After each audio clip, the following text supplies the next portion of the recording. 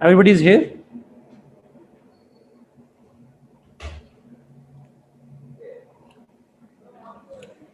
Nasir file share करना.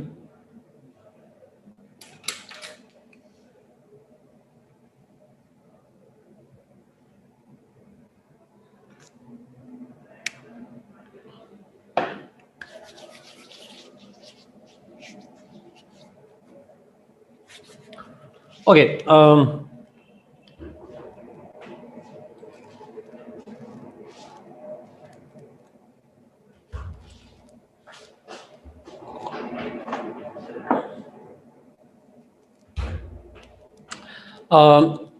Let's start जी, हम शुरू करते हैं.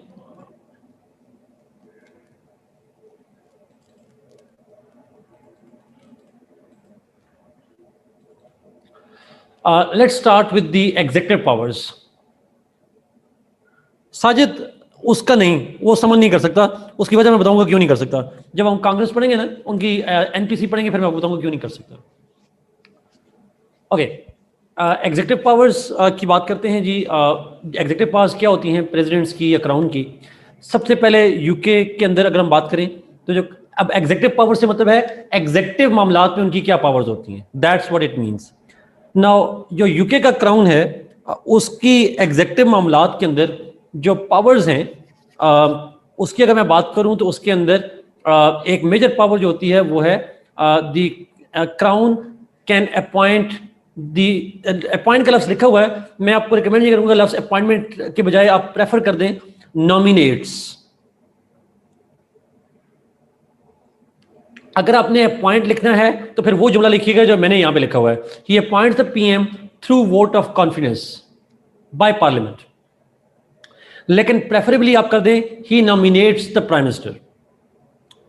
Crown can nominate the prime minister. अच्छा, ये कैसे होता है आप जरा पॉइंट गौर से सुनिएगा. ये पाकिस्तान में भी ऐसे अप्लाई करेंगे, इंडिया में भी ऐसे अप्लाई करेंगे और यूके में ऐसे अप्लाई करेंगे. ये तीनों के अंदर ये आप ऐसा ही मेथड इस्तेमाल करेंगे. होता ये है कि जो यूके है वहां पे जब इलेक्शंस होते हैं तो इलेक्शंस के बाद जो मेजॉरिटी पार्टी होती है उसको क्राउन कहता है you should form the government. Form the government का मतलब ये होता है कि आप कैबिनेट और प्राइम मिनिस्टर अपना बना लें. वो नॉमिनेट करता है leader of the majority party को कि आप जो है वो गवर्नमेंट बना लें, यानी आप पीएम बन जाएं. वो सिर्फ इनवाइट करता है, लेकिन पीएम बनने के लिए उसे फिर वोट ऑफ कॉन्फिडेंस चाहिए होता. अब ये बात आपने मुझे बतानी है कि vote of confidence lower house देता है या अपर हाउस.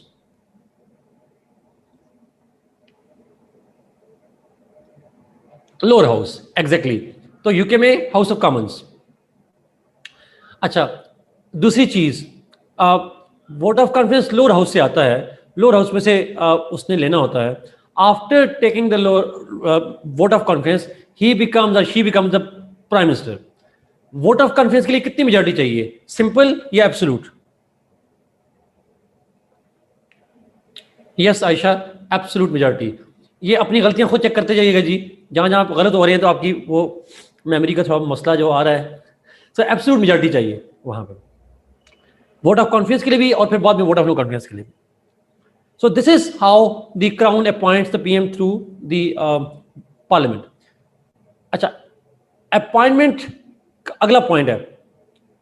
अगला point, the prime minister, sorry prime minister कह रहा हूं, crown appoints the cabinet on the advice from the PM.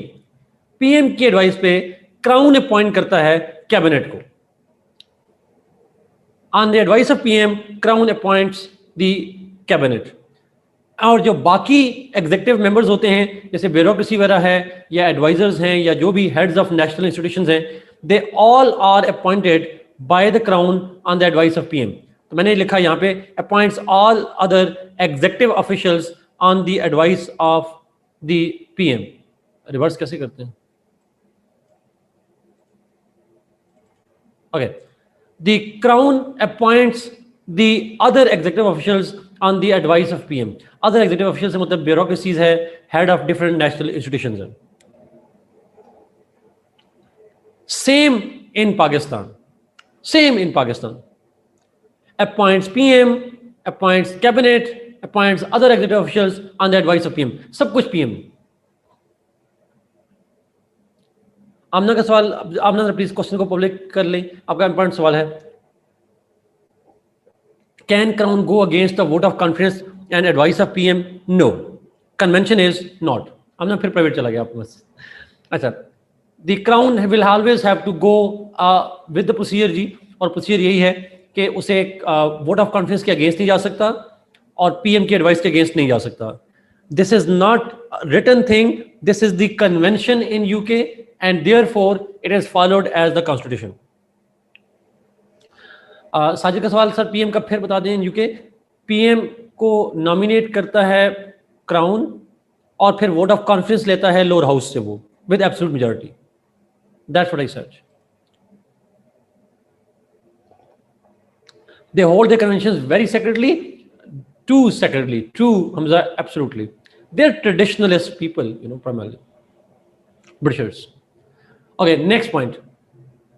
The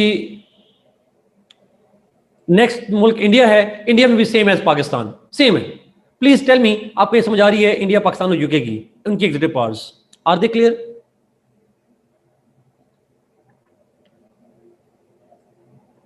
okay, let's move जी, यूएस पे जाते हैं। President is the chief executive in US, वो chief executive है। All executive orders are issued by the president. जितने executive orders होते हैं वो प्रेसिडेंट इशू करता है। अच्छा, यहां पे लफ्ज एग्जीक्यूटिव ऑर्डर है।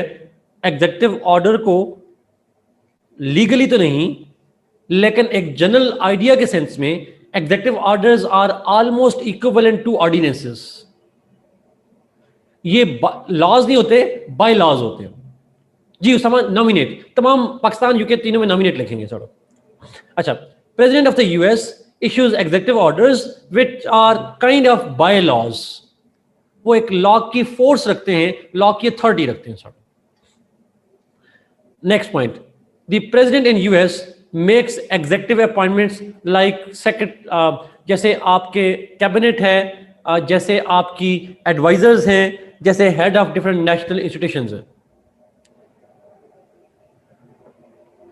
जो यूएस का प्रेसिडेंट है, ही मेक एग्जीक्यूटिव अपॉइंटमेंट्स, उनमें कैबिनेट भी अपॉइंटमेंट है, जिसमें अंदर वहां कैबिनेट को सेक्रेटरीज कहते हैं, और साथ ही can also appoint the different bureaucracies, advisers, different staff जो है, जैसे एफबीआई का चीफ है, जैसे सीआईए का चीफ है, जैसे नेशनल इंटेलिजेंस एजेंसी का चीफ है। तो डिफरेंट एग्जीक्यूटिव अपॉइंटमेंट जो है वो प्रेसिडेंट करता है। Executive orders are temporary? No, executive orders are the president's orders having the force of law, but they are not temporary. मैंने इसलिए कहा they are not equal to ordinance, but sort of thing. Spoil system में बाद में होगा साजिद, आज उस पर बात नहीं करेंगे। नेक्स्ट पॉइंट जी सायरा, हम इस पे बाद में करेंगे, इस पॉइंट के ऊपर। हम क्राइटेरिया तमाम मुल्कों के अंदर जो है वो हम बाद में बात करेंगे, क्राइटेरिया पे भी बात नहीं करेंगे, ठीक है? अभी हम सिर्फ पढ़ रहे हैं पावर है क्या, फिर उसकी बात करें। नेक्स्ट पॉइंट, फ्रांस के अंदर देखिए, अभी वो करूंगा तो आप कंफ्यूज हो जाओगे, सारी चीजों में अलग अलग से करना चाहूँ। इन फ्रांस ऑलमोस्ट वही चीजें हैं जो कि पाकिस्तान इंडिया में है, लेकिन एक बुनियादी फर्क है। जो पहली लाइन अगर आप पढ़ें इसको, पहली लाइन से लेकर ये जहां तक मैंने इसको हाईलाइट किया है, you need to read that. France के अंदर प्राइम मिनिस्टर को नॉमिनेट नहीं करता president, he appoints him literally.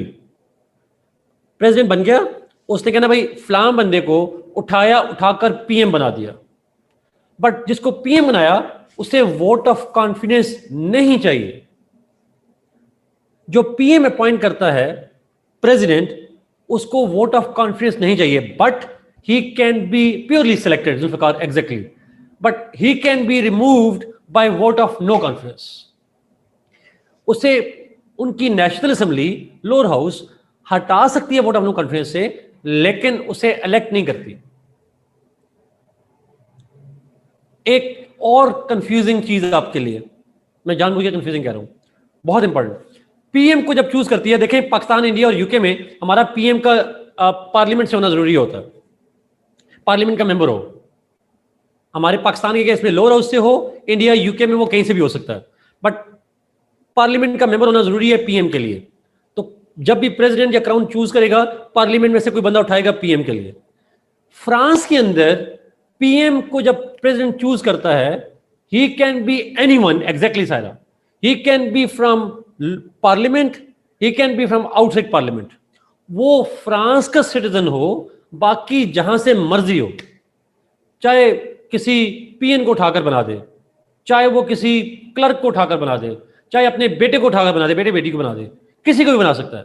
Parliament का मेंबर होना शर्त नहीं है। Is it clear? मैं प्रेसिडेंट होता तो आपको बना देता, चलें इस तरह से कह लें। Yes Arif, it is.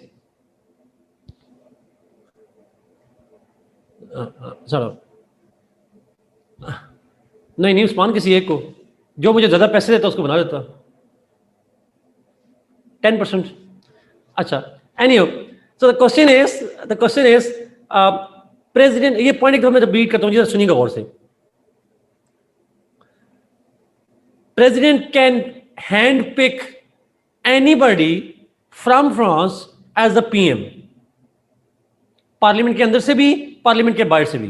Parliament के अंदर से होगा तो मेंबर ऑफ पार्लियामेंट भी रहेगा और पीएम भी रहेगा, और पार्लियामेंट के बाहर से होगा तो पार्लियामेंट का मेंबर बनना जरूरी नहीं है, ही कैन बी एनीबॉडी, उसे पीएम बना देगा। पीएम बनने के बाद उसे वोट ऑफ कॉन्फिडेंस नहीं चाहिए, लेकिन he can be dismissed by vote of no confidence.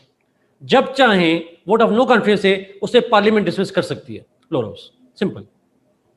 How about 90%? Then you win Shahbaz. जितना ज्यादा करेंगे आप, उतने चांसेस बनते जाएंगे आप। ओके, बाकी प्रोसीजर सही है जी। He appoints the cabinet on advice of PM, he appoints other executive officials on the advice of PM. Ayesha, the more the better. Okay, let's go जी आगे। जो टर्की है वहां पे प्रेसिडेंट की एग्जीक्यूटिव पावर्स क्या होती हैं? The president is the chief executive in Turkey. No Umar, no, we don't need to, जरूरत नहीं है। अच्छा, प्रेसिडेंट टर्की के अंदर जो है, he is the chief executive, he can appoint cabinet, he appoints other executive officials. मैंने फिर यहां पे नोट लिखा जानबूझ के, पेपर में आपने नहीं लिखना, वहां पीएम की एडवाइस नहीं चाहिए, बिकॉज पीएम टर्की में नहीं होता। ये मैं बार बार बात इसलिए कर रहा हूं कि ये मेरा एक्सपीरियंस है, बच्चे बार बार इसको रिपीट करते हैं। रटा लगा होता है ना, तो तमाम मुल्कों में पीएम की एडवाइस होगी तो टर्की में भी लिख देते हैं, तो प्लीज रटा ना लगाइएगा।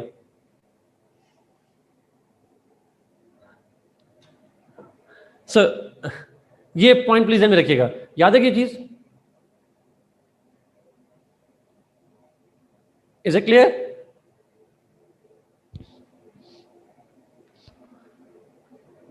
कोई भी कमेंट नहीं आ रहा, सारे सो रहे हैं। Okay good,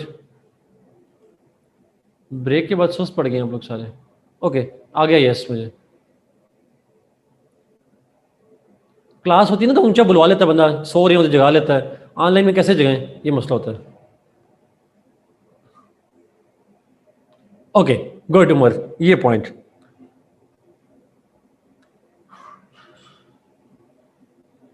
India PM can be from, Sajid उसके बाद में गए।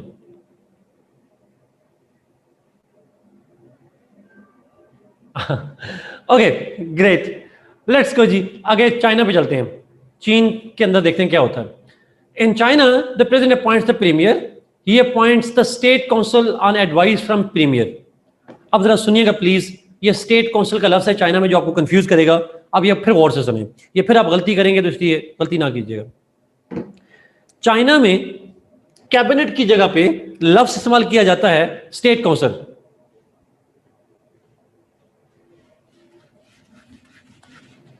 चाइना में कैबिनेट की जगह लफ्ज इस्तेमाल करते हैं state council. Yes,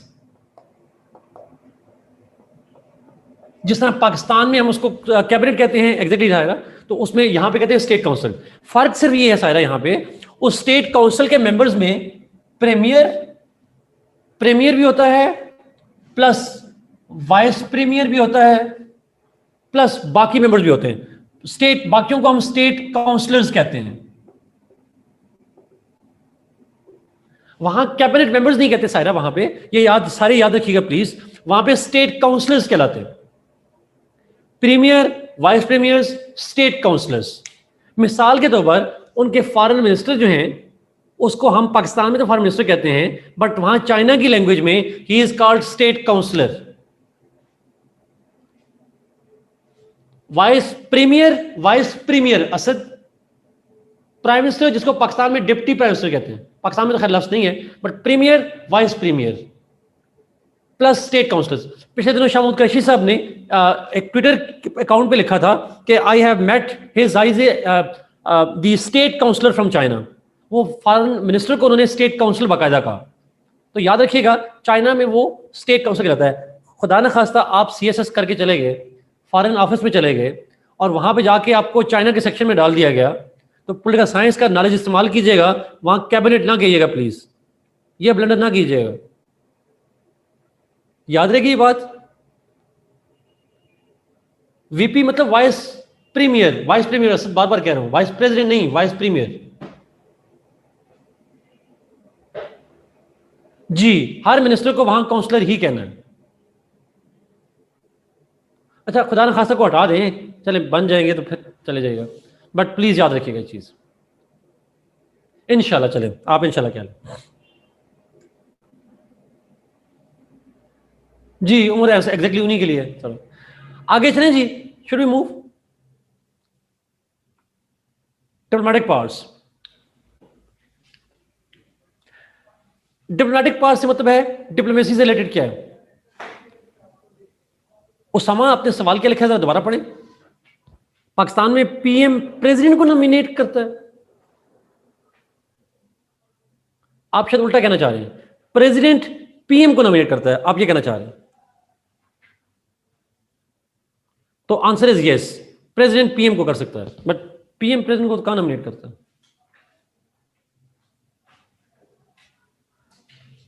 okay, let's move to diplomatic powers ji.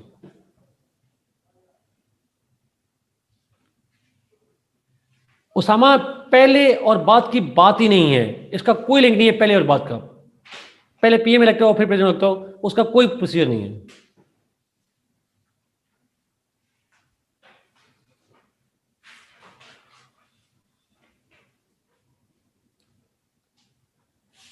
PM के इलेक्शन पे मैं अभी नहीं आया, मैं अभी आऊंगा बाद में PM के इलेक्शन पे।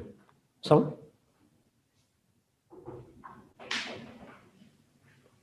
लेट्स मूव जी, डिप्लोमेटिक पावर्स पे चलते हैं। फॉरेन पॉलिसी से रिलेटेड क्या पावर्स होती हैं हेड ऑफ द स्टेट्स की, उस पर देखते हैं। असद में 3 दफा कह चुका हूं, वहां पे वाइस प्रेसिडेंट, आप जब वाइस प्रेसिडेंट का लफ्ज यूज कर रहे हैं, वो स्टेट काउंसिल का पार्ट वाइस प्रेसिडेंट जो चाइना के अंदर है, चाइना के अंदर वाइस प्रेसिडेंट का जो हम वर्ड यूज करते हैं वो अलग से करते हैं, लेकिन वो उसकी जो कैपेसिटी है वो स्टेट काउंसलर की ही होती है, एज वाइस प्रेसिडेंट नहीं होती उसकी कैपेसिटी। लेकिन यहाँ पे जब मैंने यहाँ पे लिखा है तो मैंने प्रीमियर और वाइस प्रीमियर का रस लिखा हुआ। जो आप बात कर रहे हैं वो ठीक कर रहे हैं, बट उसको स्टेट काउंसलर में लें, आप अलग से ना लिखें उसको। ओके, लेट्स मूव जी। अच्छा, फॉरेन पॉलिसी से रिलेटेड क्या पावर्स होती हैं। In Britain, in UK, the crown appoints diplomats. Diplomats मतलब है एम्बेसडर्स। डिप्लोमेट्स मीन्स कि इस तरह की पोस्ट है, वो जो है वो नेशनल सिक्योरिटी एडवाइजर्स, इसी तरह से एम्बेसडर्स, कॉन्सुलेट जनरल्स, इसी तरह से कोई भी डिप्लोमेटिक स्पेशल रिप्रेजेंटेटिव्स, ये सारे के सारे जो अपॉइंटमेंट है वो ब्रिटिश क्राउन करता है।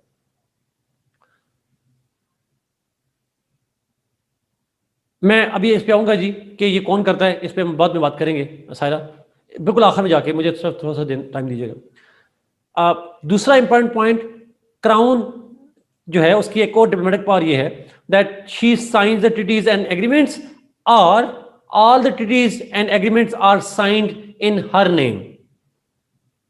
या क्राउन के नाम पे साइन होते हैं ट्रीटीज, या वो खुद साइन करती है।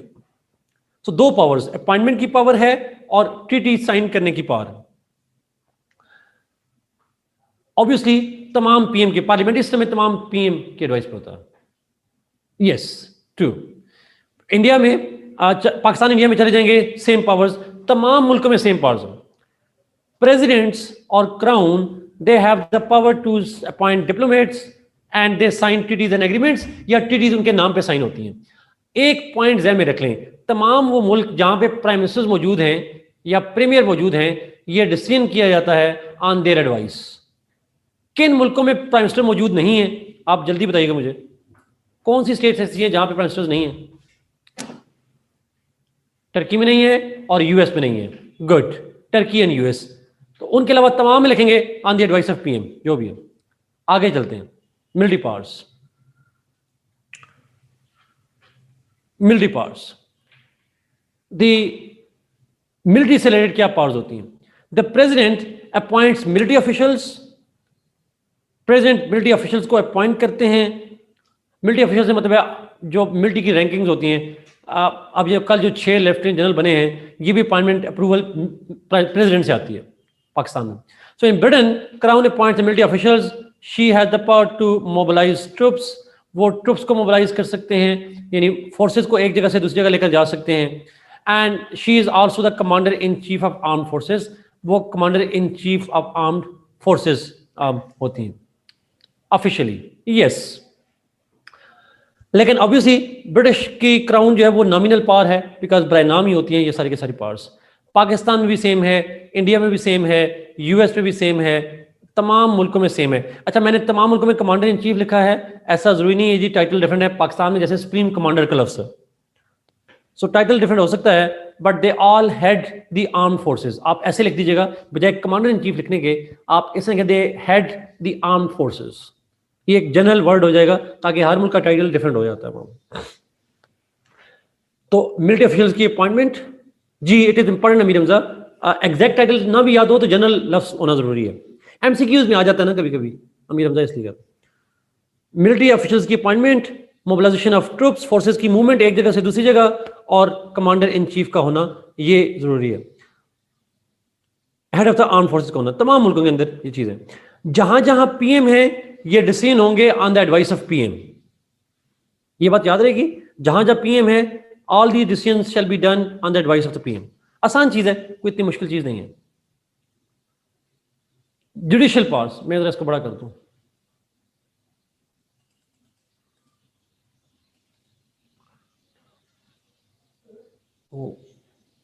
ठीक है, अब आप करें।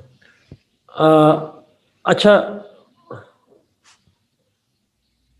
ओके, साजिद ने पूछा movement of forces with the consent of lower house. No no, only at advice of PM. Movement of forces का मतलब डिक्लेरेशन ऑफ वार नहीं होती साजिद। मूवमेंट ऑफ फोर्सेस का मतलब होता है हमने टर्की भिजवानी है, हमने चाइना भिजवानी है, हमने सऊदी अरेबिया भिजवानी है, तो ये मूवमेंट का मतलब ये होता है। तो ये प्रेसिडेंट करता है सारी इख्तियारात on the advice of PM. Yes, like in Yemen, exactly तमाम मुल्कों में it's there in all states. Asad China में भी ऐसा ही है। जुडिशियल पावर्स पे जाते हैं, लास्ट पावर्स हैं जी। जुडिशरी से रिलेटेड क्या पावर्स होती हैं? In UK the crown has the power to grant pardon, reprieve and clemency. Amir Hamza, अब पता चलेगा आप कितने ब्रिटिशर्स हैं। पार्डन का तो हमें पता है, माफी। रिप्रीव और क्लेमेंसी क्या फर्क होता है इनमें? लॉ वाले बताएं, शहबाज, जितने आप में से वकील हजरात हैं, क्या फर्क है पार्डन, रिप्रीव और क्लेमेंसी में? I understand it will take some time, but आप लें टाइम और मुझे लिखकर बताएं। अभी बताते हैं जी, फिर हम बात करते हैं। रिप्रीव सजा कम करना, अमना बिल्कुल ठीक कहा आपने।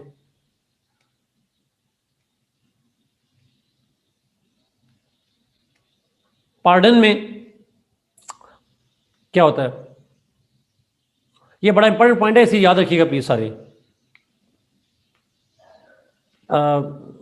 माफी, clemency is reducing penalties for a particular crime. अच्छा, pardon is complete forgiveness. Amir Hamza, फिर क्लेमेंसी में और रिप्रीव में क्या फर्क होता है?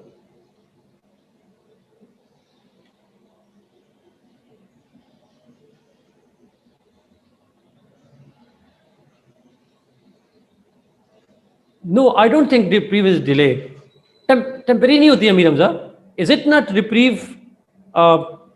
Reprieve is not reduction.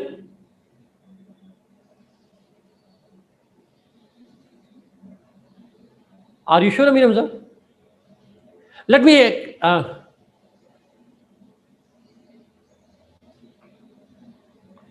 जी असल वो उस पे आएंगे ट्रम्प पे। अभी यूके में देख रहे हैं जरा, यूके में। अच्छा, मेरी जो अंडरस्टैंडिंग है जी मैं शेयर करता हूँ। मैं इसको करता हूँ, हो सकता है मुझे प्लीज करेक्ट कीजिएगा, आप इसको वेरीफाई कर लीजिएगा।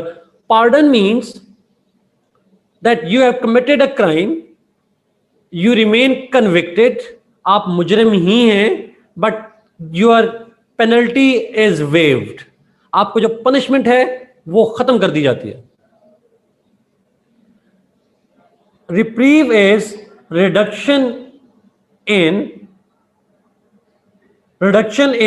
पनिशमेंट। आप मुजरिम हैं, आपको सजा हुई है, बट सजा खत्म नहीं हुई, इट इज लाइक आपको कम कर दी गई है। क्लेमेंसी, मेरा ये ख्याल है, it is like declaring somebody innocent. When your punishment is not only removed, you are declared innocent. Is it true or not? Clemency को मुझे करेक्ट कीजिएगा।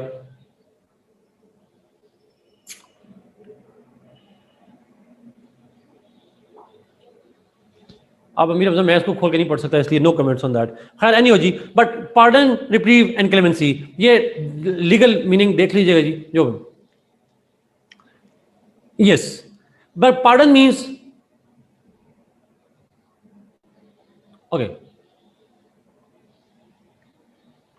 okay Amir Hamza, let's trust lawyers. It means reprieve is a temporary suspension and clemency is reducing penalty. Good, ठीक हो गया जी। pardon means सजा खत्म करना, reprieve means temporarily suspend करना, and clemency means clemency means it is reducing the penalty. ठीक हो गया, आप सजा कम करते हैं सर। Okay, next यूएस में, in US the president has the power to grant pardon. आप यूएस में चले जाइएगा जी प्लीज। यूएस में the president has the power to grant pardon. माफी का ऐलान, जैसा भी बताया ऊपर असद ने, वहां पे उन्होंने फिलन को, फिलन नाम था ना उनका, फुलन है, ये फिलन है जो भी है, उसको जो उन्होंने पार्डन किया है ट्रंप ने। The president can grant pardon to anybody, किसी को भी पार्डन दे सकता है। और यस प्लेन, आपको पता है, आप सारे इसी पॉइंट पे, granting pardon one of the few unislamic laws in our constitution. Amir Hamza, I have no authority to जज अ लॉ इस्लामिक और अन इस्लामिक। मैं शायद इस पर शायद कमेंट ना कर पाऊँ, बिकॉज मेरे लिए मुश्किल हो जाएगा करना।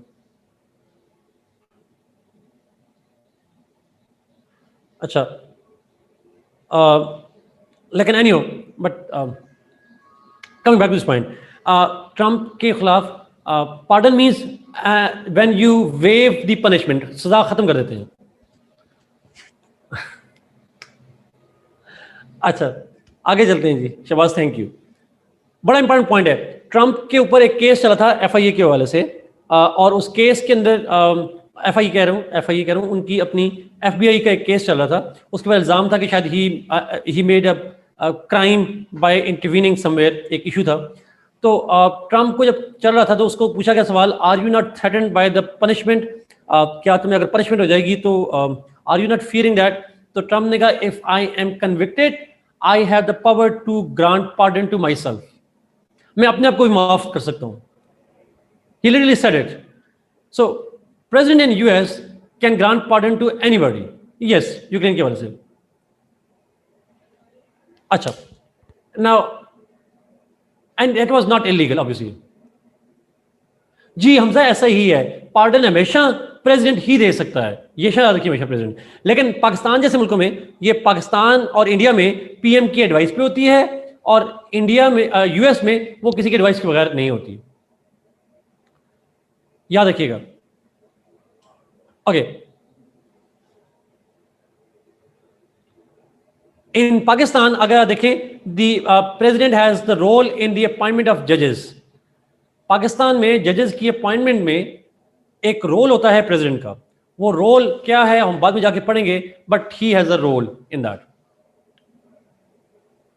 जी मुस्तफा, पाकिस्तान इंडिया में ये ग्रांट पार्डन पीएम की एडवाइस पे, तो पाकिस्तान में अपॉइंटमेंट ऑफ जजेस भी पीएम की एडवाइस पे होती है, बट वो प्रोसीजर हम बाद में जाके पढ़ेंगे, या शायद आप लोगों ने पढ़ा हो कहीं पे।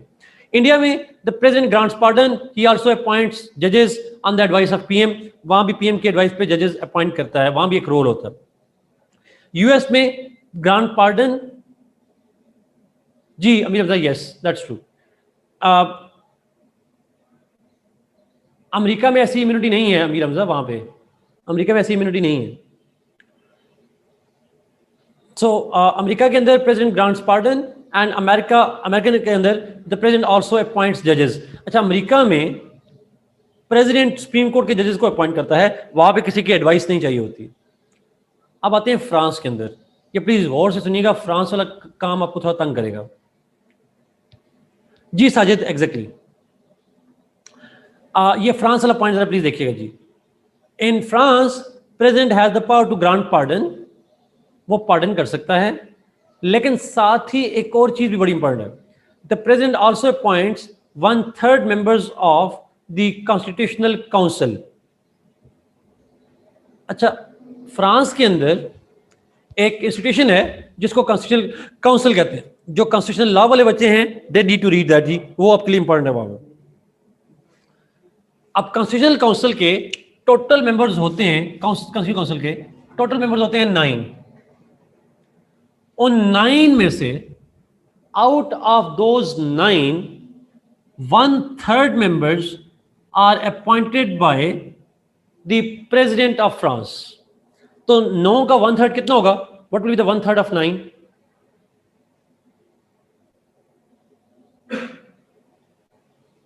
3। Yes, 3 members. सो 9 में से 3 मेंबर्स जो हैं they are appointed by the president France. अच्छा, कॉन्स्टिट्यूशनल काउंसिल क्या होती है? आप में से किसी ने सवाल नहीं पूछा, चलो मैं खुद ही बता देता हूं। फ्रांस में कॉन्स्टिट्यूशन की इंटरप्रिटेशन से रिलेटेड कोई क्वेश्चन होगा, any issue pertaining to the interpretation of the constitution shall go to constitutional council। अगर मामला ऑर्डिनरी लॉ का होगा it shall go to ordinary courts, but अगर मामला कॉन्स्टिट्यूशन से रिलेटेड होगा it shall go to the constitutional council. जैसे मामला आ जाए कि फलां आइन के आर्टिकल की इंटरप्रिटेशन क्या है, तो वो मामला जाएगा कॉन्स्टिट्यूशनल काउंसिल में। अगर मामला आ जाए किसी लॉ से रिलेटेड तो वो मामला जाएगा ऑर्डिनरी कोर्ट्स में होगा। Yes I agree, it decides all matters pertaining to constitutional provisions. Yes, और उस काउंसिल के 9 मेंबर्स में से 3 मेंबर्स को अपॉइंट करता है प्रेसिडेंट ऑफ फ्रांस। बाकी कहां से आते हैं ये हम बाद में देखेंगे। आगे चलते हैं टर्की के अंदर। टर्की में president can grant pardon, he also appoints जजेस ओवर देयर। जो जजेस हैं उनको भी प्रेसिडेंट अपॉइंट करता है। And lastly the China where president grants pardon and he also appoints the जजेस on the advice of PM, premier. वहां पे बड़े मजे की बात यह है कि जो है चाइना है, वहां जजेस के लिए उनकी जो सुप्रीम कोर्ट है उसको कहते हैं people's supreme court. People's supreme court जो है वो उसके जजेस को अपॉइंट करता है the president on the advice of the premier, उसकी एडवाइस पे वो कर होता है।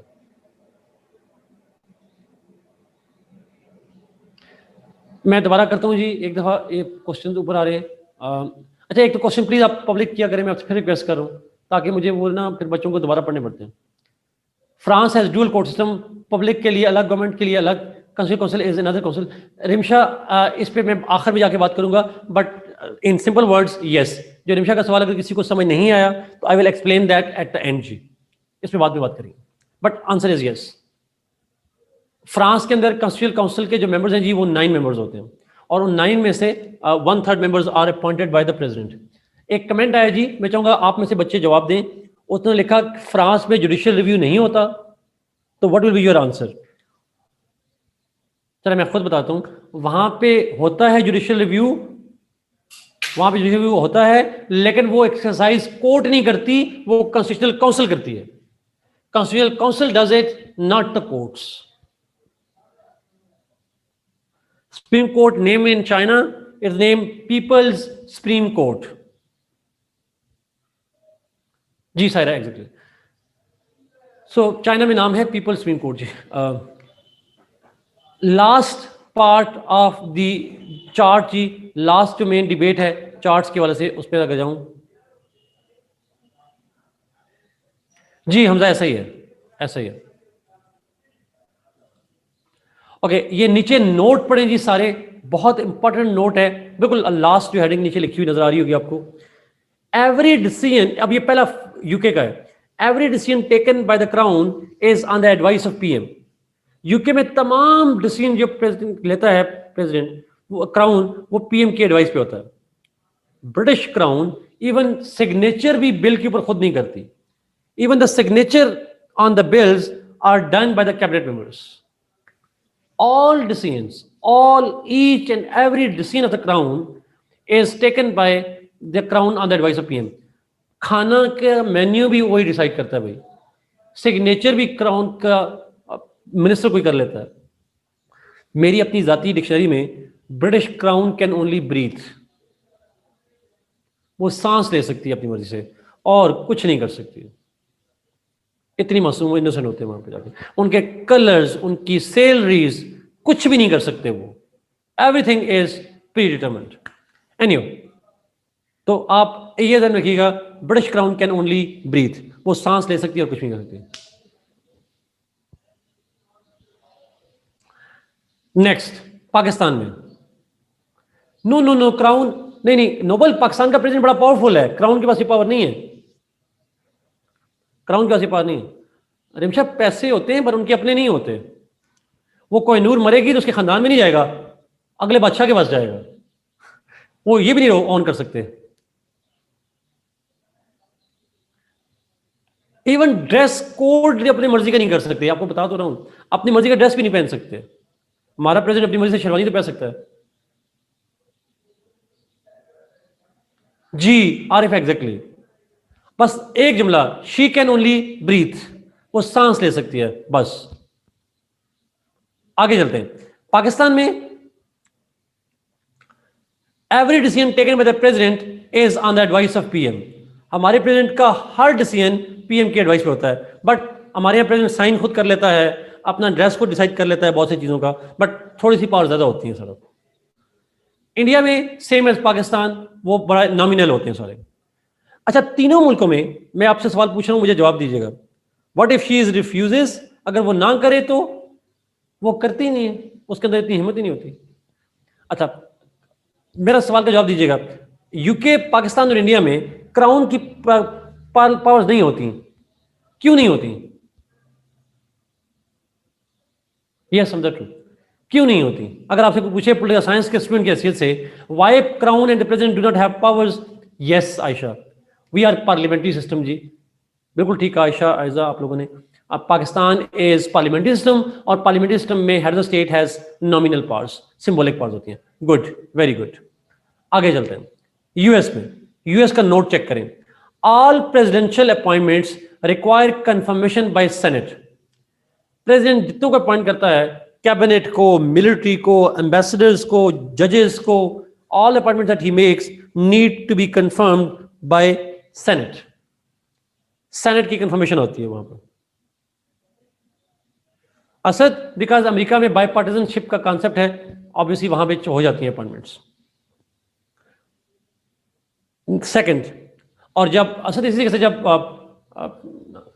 ट्रंप आया था शुरू में, तो मेरे ख्याल में, अगर मैं गलत नहीं हूं, तो उस वक्त डेमोक्रेट की मेजॉरिटी नहीं थी, I am not so sure, लेकिन ओबामा के जमाने में जरूर उसकी रिपब्लिकन की मेजॉरिटी थी। डेमोक्रेट्स जब भी आते हैं वहां सेनेट में मेजॉरिटी रिपब्लिकन की होती है, एटलीस्ट ओबामा के जमाने में भी ऐसा ही था। Coming back to the point, दूसरी चीज, लेकिन अच्छा एक पॉइंट सुनिएगा प्लीज, आम गलती बच्चे यहां पे ये करते हैं कि प्रेसिडेंट की अपॉइंटमेंट की लिखते हैं, अप्रूवल चाहिए होती है सेनेट से, लफ्ज अप्रूवल नहीं लिखेंगे आप, लफ्ज हमेशा एक ही यूज करेंगे, confirmation. Never write the word approval, always right the word confirmation. दूसरी मिस्टेक जो बच्चे करते हैं, सेनेट के बजाय लिख देते हैं, सेनेट के बजाय लफ्ज देते हैं कांग्रेस की अप्रूवल या कांग्रेस की कंफर्मेशन। नो जी Sara, yes, presidential appointments require confirmation by Congress, नहीं, बाय सेनेट ओनली। दूसरी चीज, all treaties signed by the president और by the cabinet and all that the major treaties, not all, major treaties signed are required to be ratified by the Congress. तमाम major treaties जो sign करता है president या उसकी cabinet, they need to be ratified यानी approved by Congress. जी exactly Amir Hamza, that's the most important reason. True. So treaties जितने भी प्रेजेंट करेगा उसकी अप्रूवल चाहिए होगी कांग्रेस से, चाहे वो इकोनॉमिक ट्रीटी हो, फ्री ट्रेड की हो, सिक्योरिटी की हो, कुछ भी हो, वो अप्रूवल चाहिए होती है वहां.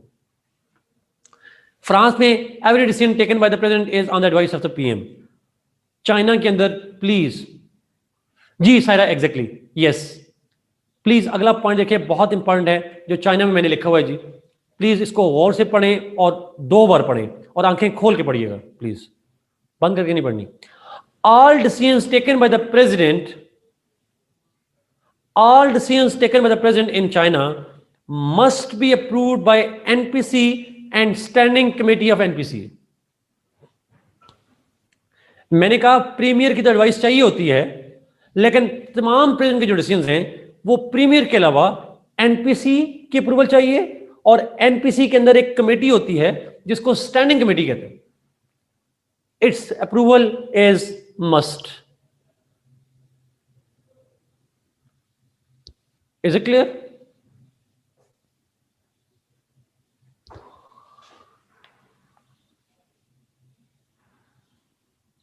चाइना के प्रेसिडेंट के लेजिस्लेटिव पावर्स सेम वही है 7 जो पाकिस्तान के अंदर है, सेम है. स्टैंडिंग कमेटी, यस जुल्फिकार लिखा हुआ है यहाँ पे. लास्ट पॉइंट को मैं रिपीट कर रहा हूं. All the decisions taken by the president must be approved by NPC and the standing committee of NPC. This is all about the presidency. President पे कोई सवाल है तो पूछें, फिर मैं एक पॉइंट पे जाऊंगा. Head of the standing committee is premier और president? Premier. Saira, which head of state is the most powerful? Arif ने पूछा जी सवाल. Anybody who wants to give? Turkey has no note. Mustafa, Turkey has no note. Yes. NPC Asma, national people's congress. Arif का सवाल का कोई जवाब देना चाहिए जी प्लीज. US, Trump. ट्रंप के आगे पाकिस्तान पीपल्स पार्टी भी लिखा है मुस्तफा आपने. अच्छा, रॉन्ग आंसर जी, टर्की. रॉन्ग आंसर है. 7 बिल्कुल ठीक आपने, टर्की है. क्यों? अमेरिका का प्रेसिडेंट जब भी कोई अपॉइंटमेंट करेगा सेनेट से अप्रूवल लेगा. टर्किश प्रेसिडेंट को अप्रूवल की जरूरत नहीं है. कौन पावरफुल हुआ?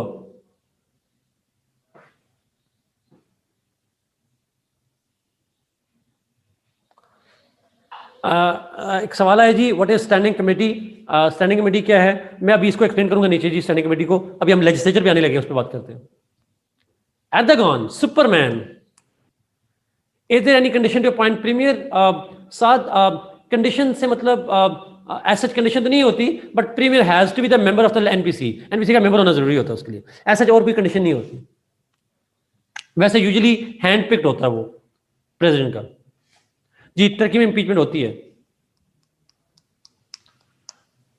प्रेसिडेंट की इंपीचमेंट होती है.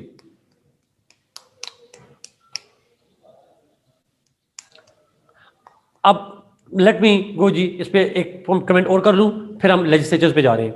जरा प्लीज मेरी बात गौर से सुनिएगा, बहुत गौर से. मैंने आपको इसके बाद नीचे लेजिस्लेचर पे जा रहा हूं. मैं प्राइम मिनिस्टर्स नहीं पढ़ा रहा. प्राइम मिनिस्टर्स की पावर्स क्या होंगी? अगर आज पाकिस्तान में प्राइम मिनिस्टर्स की पावर्स, तो वो कौन सी होंगी?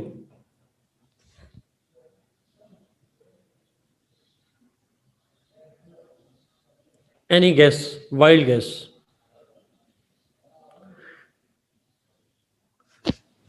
देखें exactly Ali Hamza, same power जो प्रेसिडेंट की हैं वो सारी पावर्स बेसिकली प्राइम मिनिस्टर की होती हैं. क्योंकि जो भी प्रेसिडेंट ने डिसीजन करना होता है वो पीएम की एडवाइस पे करता है. तमाम ये पावर्स जो मैंने लिखी है, लेजिस्लेचर, एग्जीक्यूटिव, जुडिशियल, तमाम पावर्स ये प्रेसिडेंट करता है अंडर एडवाइस ऑफ पीएम. अगर सवाल पीएम पे आ जाए तो आप लिखेंगे PM does it through president by giving advice to the president. ये सारी पावर्स उसकी होती. यस, जी Saira, that's the point. All these powers are actually exercised by the government, although theoretically. जी अमीर हमजा लाजमी ले रखेंगे, लाजमी ये लिखेंगे बात.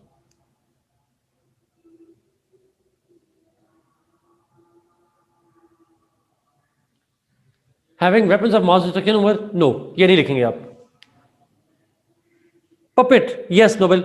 President is more like a puppet. Okay जी, लेट्स गो टू लेजिस्लेचर. अगले चलते हैं, लेजिस्लेचर पे चलते हैं. Let's go to legislatures.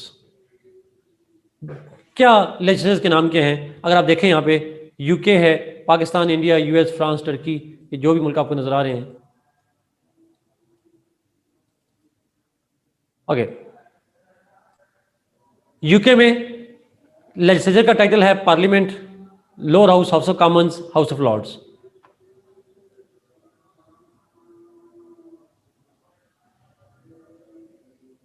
Ji exactly. UK, US और टर्की में प्राइम मिनिस्टर होता ही नहीं है, तो बात ही खत्म हो जाएगी वहां पे. अच्छा, coming back to the parliament. UK में पार्लियामेंट कहते हैं House of Commons, house of Lords. Pakistan में parliament, National Assembly and Senate. India में parliament, Lok Sabha and Rajya Sabha. US, France, Turkey, ये सारे नाम बता चुका हूँ. मुझे बोलने की जरूरत नहीं है मेरे ख्याल में, इस पर आप कर सकते हैं खुद. क्या हुआ? ओके, ठीक हो. ओके, ये टाइटल याद रहेंगे?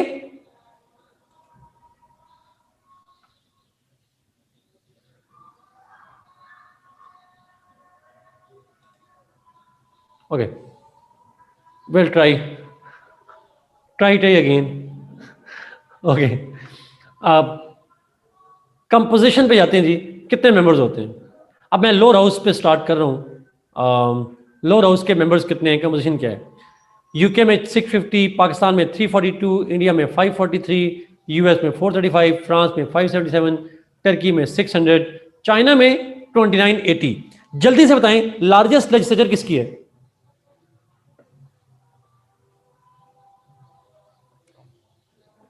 चाइना. स्मॉलेस्ट लेजिस्लेचर किसकी है?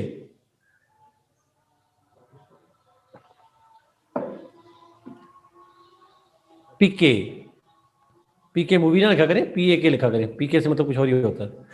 Okay, good. नीचे चलते हैं. आसान है कंपोजिशन.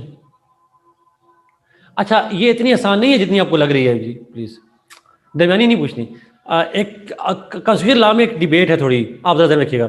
आप मिसाल देता हूँ कोई छोटी सी. आप में से चूंकि कॉन्स्टिट्यूशन लॉ वाले बच्चे कोई हैं, जरा प्लीज आज खड़ा करें, मुझे पता चले कौन कौन से बच्चे हैं, मैं हिसाब से ताकि बात किया करूँ. जी जी. अच्छा, आप लोगों ने बताना है जी जरा एक चीज. सर आप फ्रांस के अंदर आ गई, मुझे समझ आ गई कॉन्स्टिट्यूशन लॉ वाले बच्चों. अभी पूछता हूँ जरा आपको. अच्छा, फ्रांस के अंदर लिखा हुआ है 577. ये जो 577 है, फ्रांस के कॉन्स्टिट्यूशन में लिखा है मैक्सिमम ऑफ 577. पाकिस्तान में लिखा है फॉर एग्जांपल 342 मेंबर्स होंगे, फ्रांस में लिखा है मैक्सिमम 577. क्या मतलब होता है मैक्सिमम 577 का?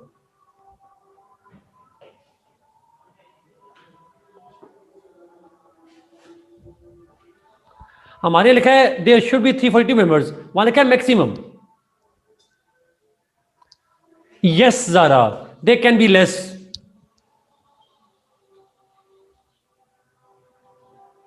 जी एग्जैक्टली. अच्छा, अब अगला सवाल. पाकिस्तान में कोई बंदा एमएनए मर जाए, रिजाइन कर दे, उसका री इलेक्शन होगा, उसकी जगह पे सीट रीफिल होगी? यस, बिकॉज टोटल नंबर्स हमने पूरे करने हैं. उस नंबर्स हमें पूरे करने हैं, नंबर 342. लेकिन फ्रांस में री इलेक्शन होगा, बाई इलेक्शन होते हैं वहां पे नहीं होते, बिकॉज सीटें कम भी हो जाएं तो कोई फर्क नहीं पड़ता. Exactly, that was the main point जी. अगर आपको पता था तो ठीक है, नहीं पता था वेकअप.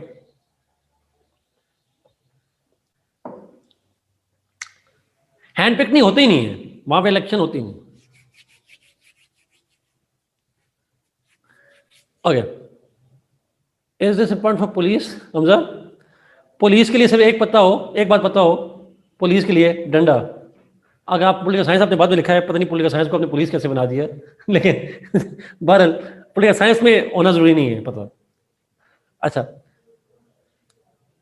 मैं इसको रिपीट करता हूं जी। In France maximum of 577 members are there. In Pakistan for example total number should be 342। हर मुल्क के अंदर डिफरेंट है, तो मैंने जैसे एग्जांपल दिया है, आप इसको कॉन्स्टिट्यूशन लॉ वाले जरा इस नंबर को एहतियात से देखिएगा please. Okay, let's go to term. Term पे जाते हैं। टर्म से मतलब यह है कि कितने टाइम के लिए इलेक्ट होता है। हम स्टार्ट करेंगे यूके से। यूके का लोअर हाउस 5 साल के लिए, 5 साल 5 साल। अमेरिका के अंदर lower house is only for 2 years, बाकी तमाम मुल्कों में 5 साल है। मेरे ख्याल में सेल्फ एक्सप्लेनेटरी है, मुझे इसके बताने की जरूरत नहीं है। तमाम मुल्कों में 5 इयर्स के लिए लोअर हाउस सेलेक्ट होता है और अमेरिका में 2 साल के लिए होता है। सिंपल, ना इसकी कोई रॉकेट साइंस है ना इसकी साइंस है, तो बस आपने यही लिखना है। तो लोएस्ट जो टर्म है वो अमेरिका के अंदर लोअर हाउस की है। अमेरिका के लोअर हाउस का नाम क्या है? What is the name of the lower house?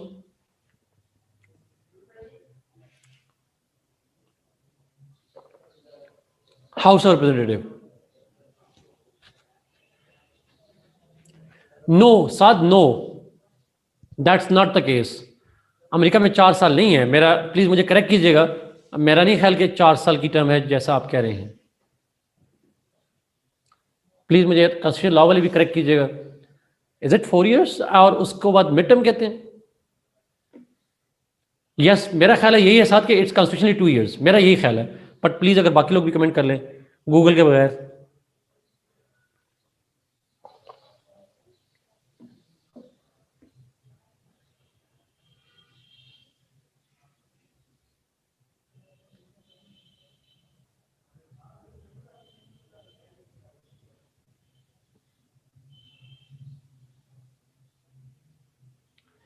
It will and bye 5:30, खत्म हो जाएगी मुझसे।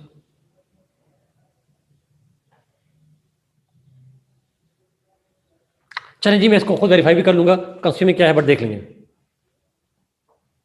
नो नो नो नो, सारा ऐसा नहीं है, सारा बिल्कुल ऐसा नहीं है। हाफ मेंबर्स नहीं होते, पूरे मेंबर्स होते हैं। हाफ मेंबर्स नहीं है।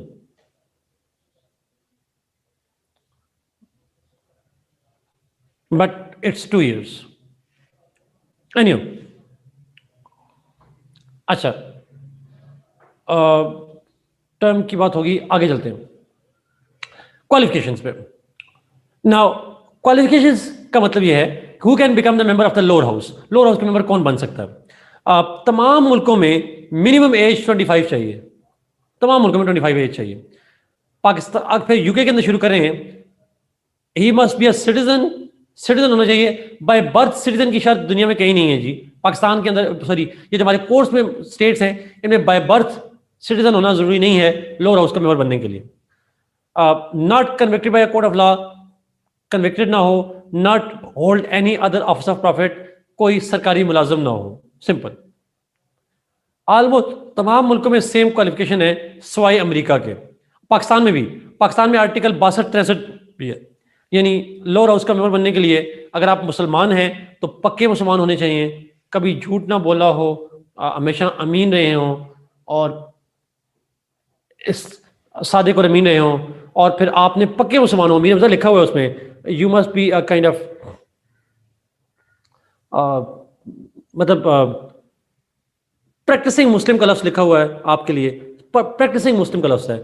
यानी आपने कभी नमाज ना छोड़ी हो, रोज़ा कभी ना छोड़ा हो, इस तरह की चीज़ें मतलब ये होती हैं। ट्रू मुस्लिम जो भी हैं सब। अच्छा, उसके बाद एक डिफरेंट है यूएस में। यूएस में एडिशनल शर्त ये है that he must be resident of the US for 7 years. US में लोअर हाउस का मेंबर बनने के लिए 7 साल तक यूएस के रेजिडेंट रहे हों। फिर टर्की में डिफरेंट है, he must have completed the primary education. वहां पे टर्की में प्रेसिडेंट के लिए कौन सी एजुकेशन चाहिए?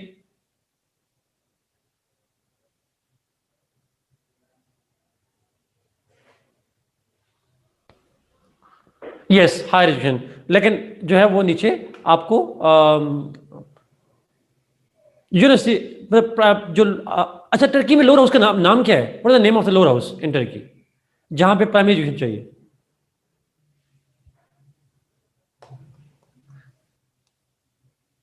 एग्जैक्टली वहां नो लोअर हाउस जी, एक ही हाउस है और उसका नाम है GNA, वन हाउस जी। गुड, यही चेक कर रहा था आप जाग रहे हैं या नहीं जाग रहे। चाइना में भी ऑलमोस्ट सेम है, रजिस्टर्ड वोटर होना जरूरी है, that's a simple idea.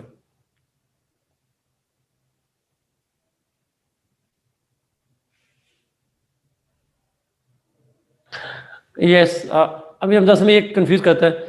Hamza 2 years के बाद इलेक्शन, तो वो भी कह रहे हैं बच्चे होते हैं, बट वो कहते हैं 4 साल का होता है, 2 साल के बाद इलेक्शन सिर्फ होते हैं। बच्चे ये कहना चाह रहे हैं टर्म 4 साल है लेकिन इलेक्शन 2 साल बाद होते हैं, ये बच्चे ऐसे कह रहे हैं, तो वी विल सी दैट इंशाल्लाह। अच्छा, इलेक्शन पे जाते हैं। तमाम मुल्कों में डायरेक्ट इलेक्शंस हैं सिवाय चाइना के अंदर। डायरेक्ट इलेक्शन से मतलब ये है कि people elect the members of the lower house तमाम मुल्कों में, लेकिन फ्रांस के चाइना के अंदर they are not directly elected. फिर इनडायरेक्टली कौन उनको इलेक्ट करता है, तो ये लाजमी लिखिएगा जी, in China the lower house, ये sorry the NPC, in China the NPC is elected by, in China the NPC is elected by the local government, जिसको हम लोकल गवर्नमेंट्स कहते हैं, यानी regional governments, local governments, then by the autonomous regions and by the PLA, People's Liberation Army। People's liberation army, regional governments जिनको हम local government भी कहते हैं, और ऑटोनमस रीजन्स जो हैं जैसे सिंकियांग वगैरह हैं, they actually elect the members of NPC. Awam direct elect नहीं करते, काउंसिल्स इलेक्ट करती हैं, that's part of the NPC वहां पे। बाकी तमाम मुल्कों में डायरेक्टली इलेक्टेड होते हैं sort of. Is it clear?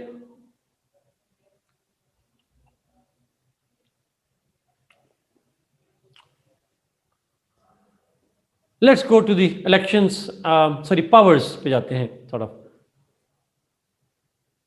जी साथ एग्जैक्टली चाइना के अंदर, जी रिपीट कर देता हूं, चाइना के अंदर जो member of national people's congress हैं, जिनकी लेजिस्लेचर है, उसको इनडायरेक्टली इलेक्टेड होते हैं। अवाम डायरेक्ट इलेक्ट नहीं करते, बल्कि उनकी लोकल गवर्नमेंट्स यानी रीजनल गवर्नमेंट्स, उनकी ऑटोनमस रीजन्स और उनकी जो PLA है, पीपल्स लिबरेशन आर्मी, वो सारे जो है वो इलेक्ट करते हैं चाइना के अंदर।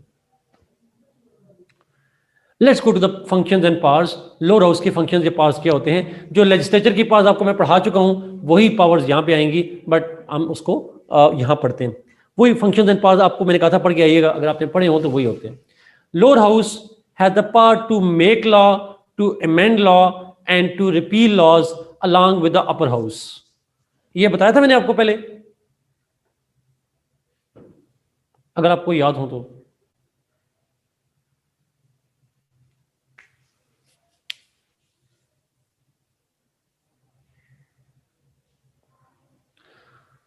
ओके, शुक्र है ये याद है आप लोगों को। तमाम मुल्कों में make law, amend law, repeal law along with the upper house, लेकिन 2 मुल्कों में अलॉन्ग विद अपर हाउस नहीं लिखेंगे। कौन से 2 मुल्कों में अलॉन्ग विद अपर हाउस नहीं लिखेंगे?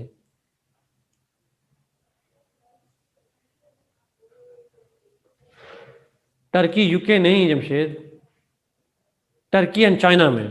यस, टर्की एंड चाइना में, यस। TC ये ज्यादा चला सब समझ। ओके, अच्छा अब मेरा आपसे सवाल अगला, पाकिस्तान, यूके और इंडिया में इस मेकिंग लॉ के लिए, अमेंडमेंट ऑफ लॉ के लिए और रिपील ऑफ लॉ के लिए कितनी मेजॉरिटी चाहिए? पाकिस्तान, यूके एंड इंडिया में सिंपल मेजॉरिटी चाहिए, बाकी तमाम मुल्कों में एब्सोल्यूट चाहिए जी, याद रखिएगा जुमला। इनमें क्यों सिंपल मेजॉरिटी चाहिए? इन 3 मुल्कों में ऐसा क्या है? इन 3 मुल्कों में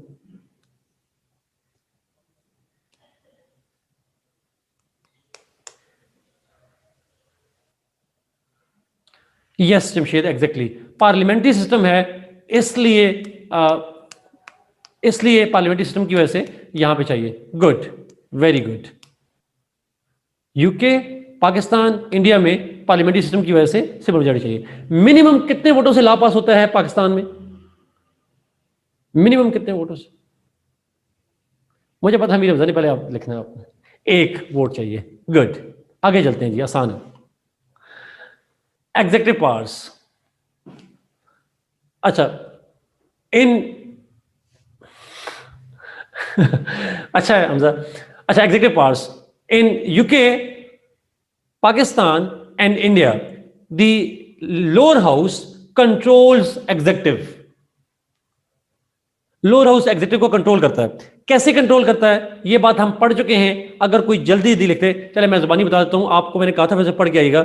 उसमें कहा था दे कैन क्वेश्चन देम, यानी they can ask them questions, they can criticise them, they can inquire, yes Jamshed, they can pass resolution, जी रेजोल्यूशन भी कर सकते हैं पास।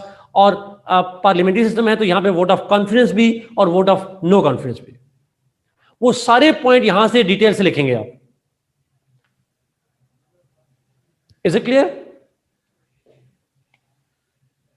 जी अमीर हमजा, एग्जैक्टली।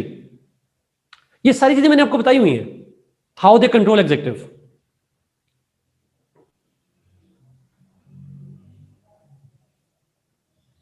और रिमाइंडर के तौर पर मैंने लास्ट क्लास में कहा भी था कि पढ़ के आइएगा। ये सबको समझ आ रही है इसकी? पाकिस्तान, इंडिया और यूके में मारिए, वो नीचे आएगा, नीचे आएगा, नीचे आएगा पॉइंट, मारिए वो। ओके, लेट्स मूव जी। आते हैं यूएस के अंदर। इन US the lower house can only debate executive policy. वो मेजर इंक्वायरी नहीं कर सकते, वो एग्जीक्यूटिव की पॉलिसीज को डिबेट कर सकते हैं। In France the national lower house, National assembly controls executive, लेकिन यहां पे कंट्रोल सिर्फ पीएम और कैबिनेट को कर सकते हैं। In France the lower house can not control the president. Macron साहब को कंट्रोल नहीं कर सकती उनकी नेशनल असेंबली, उनके पीएम को कर सकती है और कैबिनेट को। अब यहां पे कंट्रोल में, मेरे सवाल का जवाब जरा सोच के दीजिएगा, इस कंट्रोल में क्या लोअर हाउस इलेक्ट करता है पीएम को फ्रांस में?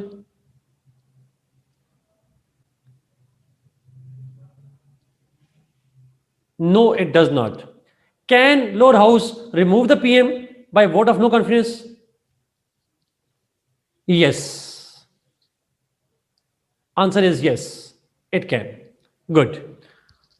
अगला point, in Turkey the lower house can only debate the executive policies of the president.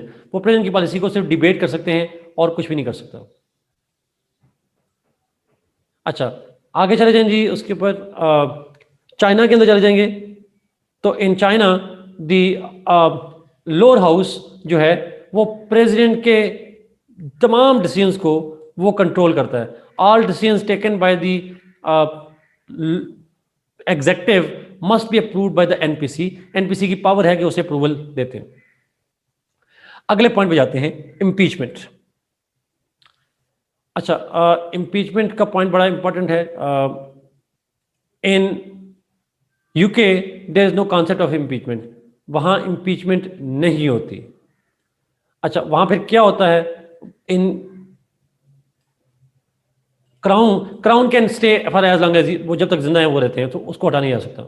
बाकी तमाम मुल्कों में इम्पीचमेंट जो है वो करते हैं lower house along with upper house by 2/3 majority. Lower house से फिर अपर हाउस जाता है। अब और याद रखिएगा, तमाम मुल्कों में इम्पीचमेंट स्टार्ट कहां से होती है? From the lower house. It always start from the lower house. दूसरी चीज जो मैंने नहीं बताई अभी तक, लोअर हाउस से इंपीचमेंट शुरू होती है और उसके लिए चाहिए होती है absolute majority, while 2/3 majority is needed only in the upper house. Lower house से एब्सोल्यूट मेजॉरिटी, अपर हाउस से 2/3 मेजॉरिटी, ये याद रखिएगा प्लीज जी। साथ बिल्कुल ठीक करें, upper house acts as a judiciary, as a jury, यानी लीगल उसमें काम करती है। लोअर हाउस सिर्फ इंक्वायरी करता है और एज अ जुडिशियल प्रोसीडिंग करती है अपर हाउस के अंदर। That's true. अगले पे आते हैं, मिलिट्री पावर्स।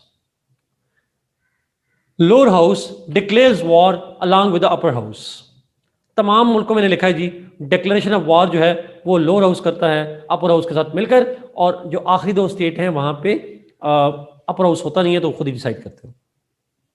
अब ये सवाल मरीम अफरीदी ने पहले भी पूछा था जी, वो मैं उसको डिले करी जा रहा था, क्वेश्चन को यहां से रिलेट करता है। देखिए, मैंने आपको कहा था कि declaration of war is done by the legislature. अच्छा, अब ये प्लीज जरा गौर से सुनिएगा। एक होती है वार की डिक्लेरेशन, एक होता है वार को कंडक्ट करना। वार लड़नी कैसे है, किधर लड़नी है, कौन से वेपन यूज करने हैं, ये सारे इख्तियारात होते हैं एग्जीक्यूटिव के। लेकिन वार की अनाउंसमेंट सिर्फ और सिर्फ लेजिस्लेचर कर सकती है। जुल्फकार, फिर टर्की और चाइना में जब आप लिखेंगे तो लफ्ज लोअर हाउस नहीं होगा ना, वहां पे एक ही हाउस होगा। सर प्लीज ये वार वाला पॉइंट समझ आ रहा है आपको? Announcement, formal announcement is done by the legislatures, लेकिन जो कंडक्ट ऑफ द वॉर है, कहां लड़नी है, कितने फौजी लेकर जाने हैं, ये सारी कंडक्ट ऑफ वॉर कहलाता है, ये करता है एग्जीक्यूटिव।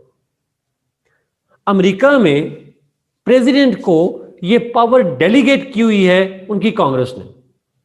ये जो बच्चे अमेरिका के अंदर खासकर एग्जाम्पल में कंफ्यूज होते हैं, अमेरिका में प्रेसिडेंट के पास पावर है ये, लेकिन उसे कांग्रेस ने पावर डेलीगेट दी हुई है, और उस डेलीगेशन में कहा हुआ है कि 90 डेज तक वो वार कर सकता है। 90 डेज के बाद उसे कांग्रेस के पास जाना पड़ेगा।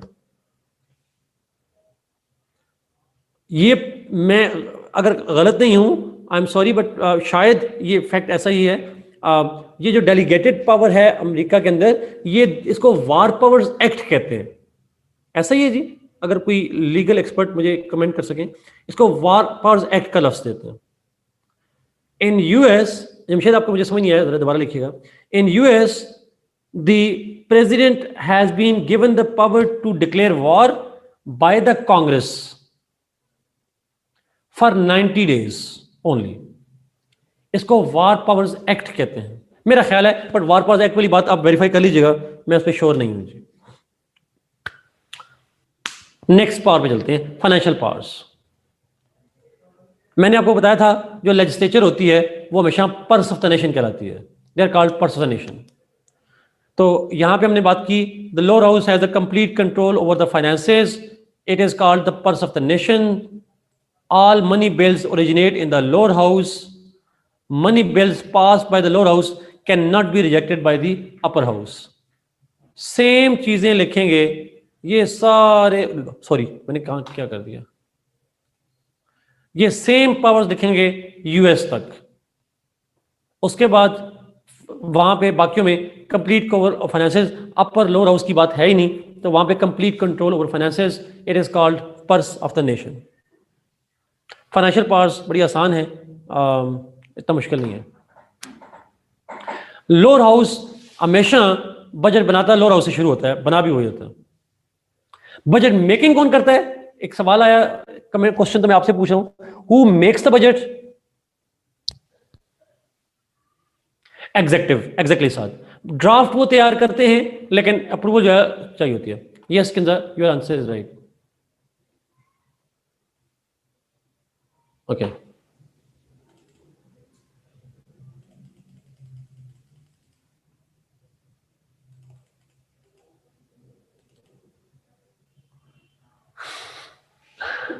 शहबाज अपनी बात याद रखिएगा, यू गॉट मेट्रो मोटर, अब लेनी है आपने, लाजमी लेनी है इससे शहबाज से।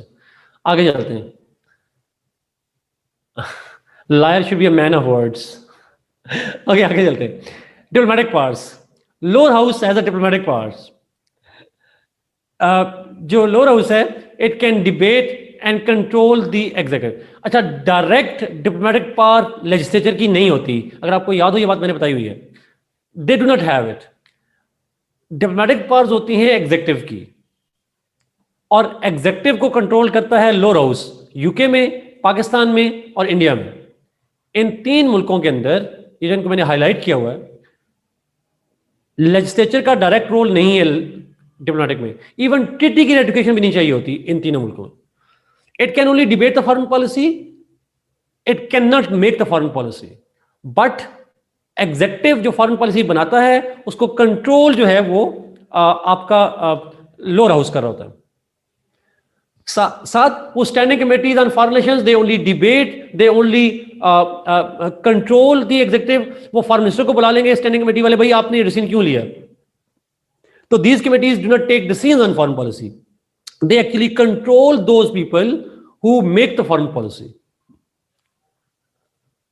ठीक है, ये याद रखिए। तो डिबेट करते हैं फॉरेन पॉलिसी को, और जो फॉरेन पॉलिसी बनाते हैं उनको कंट्रोल करते हैं, डायरेक्ट कोई डिटेल नहीं।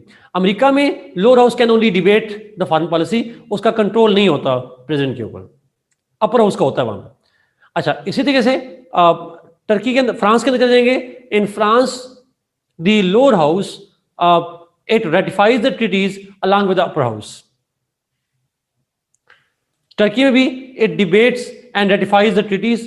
और अगर आप आखिरी पॉइंट पे चले जाएं, जी शहबाज, एग्जैक्टली, आप टर्की चाइना में चले जाएंगे, सेम है, debates and ratification of treaties. Ratification of treaties भी चाहिए होती है। वैसे मैंने यहां पे यूएस में नहीं लिखा हुआ जी, यूएस में भी डिबेट होती है, लेकिन रेटिफिकेशन ऑफ ट्रीटी के लिए भी लोअर हाउस के पास जाना पड़ता है उसको। तो यूएस में ये पॉइंट ऐड कर दें जो मैंने नहीं लिखा हुआ वहां पर।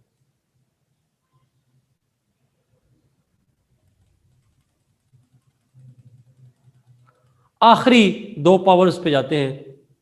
आखिरी दो पावर्स क्या होती हैं? Last two powers.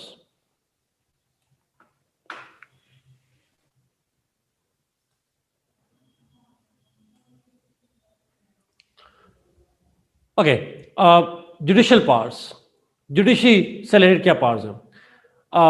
यूके के अंदर लोअर हाउस की जुडिशरी से रिलेटेड पावर्स नहीं है जी। साथ पॉइंट ऐड करना है कि यूएस के अंदर जो लोअर हाउस है वो डिबेट करने के अलावा ट्रीटी की रेटिफिकेशन में भी उसका रोल होता है।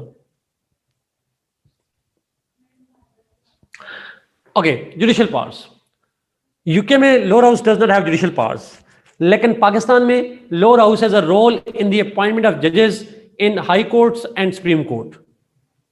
आप जो अगेन पाकिस्तान में जजेस की अपॉइंटमेंट है उसको हम एक दो लेक्चर्स के बाद डिटेल से पढ़ेंगे, बट 18th अमेंडमेंट को जब स्टडी करेंगे, कुछ लोगों को शायद ऑलरेडी आइडिया होगा, बट हम उसको पढ़ेंगे।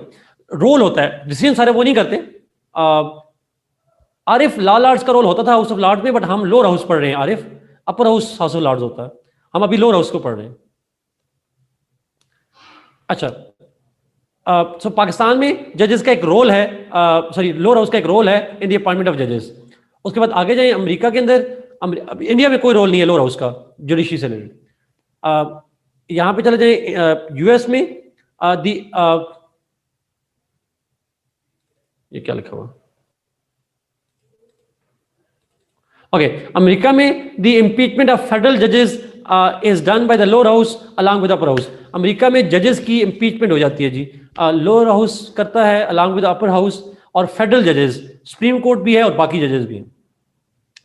फिर आगे जाते हैं चाइना के अंदर, वहां मैंने अगर आपको याद हो कहा था कॉन्स्टिट्यूशनल काउंसिल के 9 मेंबर्स होते हैं, उनमें से 1/3 मेंबर्स अपॉइंट करता है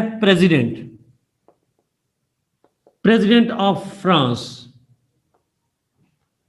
प्लस 1/3 मेंबर्स अपॉइंट करता है president of lower house. France के अंदर लोअर हाउस का नाम क्या है जी? What is the name of the lower house? National Assembly. Yes, 1/3 members को अपॉइंट करता है प्रेसिडेंट ऑफ फ्रांस, और 1/3 मेंबर्स को अपॉइंट करता है president of national assembly. France के अंदर 2 हाउस हैं, lower house is called national assembly, upper house is called senate. So 1/3 members को प्रेसिडेंट ऑफ नेशनल असेंबली, वहां पे हमारे यहाँ नेशनल असेंबली का स्पीकर कहलाता है, वहां नेशनल असेंबली का प्रेसिडेंट कहलाता है वहां। अच्छा, सो टोटल हो गए 6/9 हो गए अमीर हमजा, और रिमेनिंग 1/3 हो जाएंगे हमजा, वहां पे सेनेट का जो चेयरमैन है, वहां पे सेनेट का प्रेसिडेंट कहते हैं। रिमेनिंग 1/3 सारा उसी पे बता रहा हूं। Remaining 1/3 are appointed by the president of the upper house, वो हम बाद में पढ़ेंगे जाके। ओके, आगे जाते हैं, आप जाएं टर्की के अंदर। अच्छा, टर्की के अंदर भी होती है कॉन्स्टिट्यूशनल कोर्ट। फ्रांस में कहते हैं कॉन्स्टिट्यूशनल काउंसिल, टर्की में कहते हैं कॉन्स्टिट्यूशनल कोर्ट। उसके मेंबर्स होते हैं 15। उस 15 में से उस 15 में से 3 मेंबर्स को अपॉइंट करता है प्रेसिडेंट ऑफ टर्की। मैंने ऊपर नहीं लिखा था जी, टर्की के प्रेसिडेंट के एक फंक्शन में ऐड कर दें। इन Turkey the president of Turkey appoints 3 members of the constitutional court. Sorry, उल्टा हो गया। वहां प्रेसिडेंट करता है जी 12 को। 12 out of 15 are appointed by the president, and 3 members of the constitutional court are appointed by GNA. आखिरी पॉइंट है, जुल्फिकार जी खत्म होने वाला है। GNA के 3 मेंबर्स अपॉइंट, GNA 3 जी, साइरा में हमें 4/5 बन जाएंगे। Yes, you are right. So 15 में से 12 मेंबर्स को प्रेसिडेंट अपॉइंट करेगा और 3 को GNA करेगा। आसान लफ्ज़ में ये कहते हैं। आखिरी है China. In China NPC elects the judges of the Supreme Court. NPC obviously उनको नॉमिनेट करता है प्रेसिडेंट ऑफ चाइना, अपॉइंट वही करता है, लेकिन उसके अंदर जो सुप्रीम कोर्ट है उनका जो हेड होता है उसको प्रेसिडेंट कहते हैं। हमारे यहाँ तो चीफ जस्टिस कहते हैं, चाइना में उसको president of the supreme court कहते हैं। उस प्रेसिडेंट को NPC इलेक्ट करती है, बाकी जजेस को प्रेसिडेंट अपॉइंट करता है after the approval from NPC and standing committee. आखिरी पावर है जी कॉन्स्टिट्यूशनल अमेंडमेंट। तमाम मुल्कों में 2/3 मेजॉरिटी से अप्रूवल होती है कॉन्स्टिट्यूशनल अमेंडमेंट की, सिवाय 2 मुल्कों के। एक मुल्क है यूके में constitution is amended bye simple majority. वहाँ के चूंकि कॉन्स्टिट्यूशन और लॉ सेम होते हैं, तो यूके के अंदर constitution is amended bye simple majority along with the upper house. तमाम मुल्कों में बाकियों में 2/3 मेजॉरिटी चाहिए। हाँ, अमेरिका के अंदर along with the 2/3 majority of the Congress plus 3/4 states approval is needed. 3/4 states की अप्रूवल की जरूरत होती है। ये प्रोसीजर अमेरिका में काफ़ी कॉम्प्लेक्स है, लेकिन कॉन्स्टिट्यूशनल लॉ वालों के लिए ज़रूरी है, हमारे लिए ज़रूरी नहीं है पॉलिटिकल साइंस में। बट आप इतना ध्यान में रख लें, 2/3 मेजॉरिटी फ्रॉम द कांग्रेस यानी lower house plus upper house, and 3/4 majority of the states approval is needed. This is all about the lower house of the course जी। कोई सवाल ना पूछेगा, कल पूछेगा।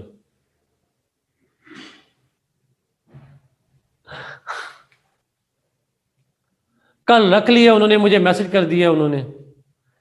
सायरा नहीं, only if you are constitutional law student, फिर आपको जरूरत है, वैसे जरूरत नहीं है। 3/4 स्टेट्स, मरियम।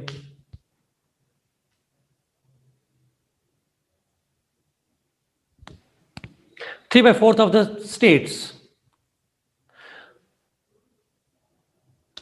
ओके जी, आई गेस बाय बाय। बाकी कोई सवाल अगर रह गए होंगे, सॉरी, अब टाइम ऊपर हो गया, और कल इंशाल्लाह आपसे डिस्कस करेंगे इंशाल्लाह। सी यू टुमारो।